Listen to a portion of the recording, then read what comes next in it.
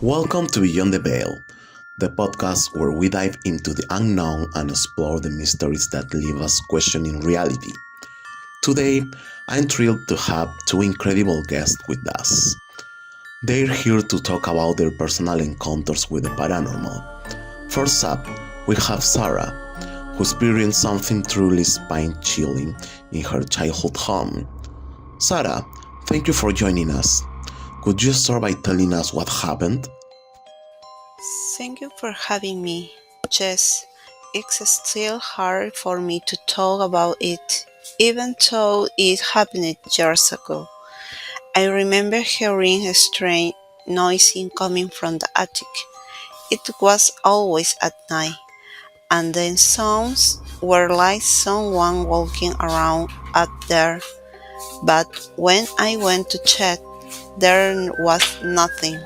That sounds terrifying. What did you do next? Did you consider moving out, or did you try to figure out what was causing the noises? At first, I tried convincing myself it was just the house settling or maybe an animal. But one night, I woke up and saw something standing at the foot of my bed. It was a shadowy figure, not really human shape, just dark and menacing, and remember feeling frozen, unable to move or even scream. That must have been horrifying, to say the least. Did you ever find out what that figure was, or did the experiences stop after that? They didn't stop. In fact, things got worse. Objects in my room started moving on their own. Doors, walls slashed without any wind. I began having nightmares every single night. Eventually, my family had no choice but to leave the house. Wow, that sounds like something out of a horror movie. I can't even imagine living through something like that. Let's turn to our second guest, Kiara, who has been investigating paranormal activity for over a decade. Kiara, from your experience, what do you make of Sarah's story? Thanks for having me. Sarah's story is actually not uncommon. I've spent years trying to understand why people keep experiencing this kind of encounters. And the most consistent thing I've found is that these shadow figures tend to show up in places with a lot of emotional or historical energy.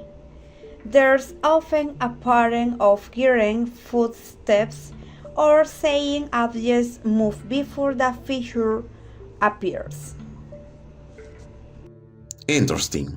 So, you're saying that these places might be holding on to energy from the past? What's the process for investigating a place like that? Exactly. We begin by researching the history of the location, looking for any events that might have left an emotional imprint. It's like these energies are waiting for something to trigger them.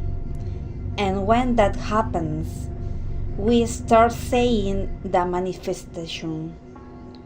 The case is to use technology like EMF readers or voice records to capture events. But honestly, nothing beats the gut feeling you get when you're staying in a haunted space. I bet. It's probably the kind of thing that gives you chills just by being there. Sarah, when you were experiencing all of this, did you ever think about calling in someone like Kiara to investigate? Or were you too scared to stay in the house long enough? Oh, I definitely thought about it, but I was so terrified that all I wanted was to get out of there as fast as possible. Looking back, I wish I had stayed a child that I figured out what was really going on. But at that time, living was the only thing that felt right. Totally understandable.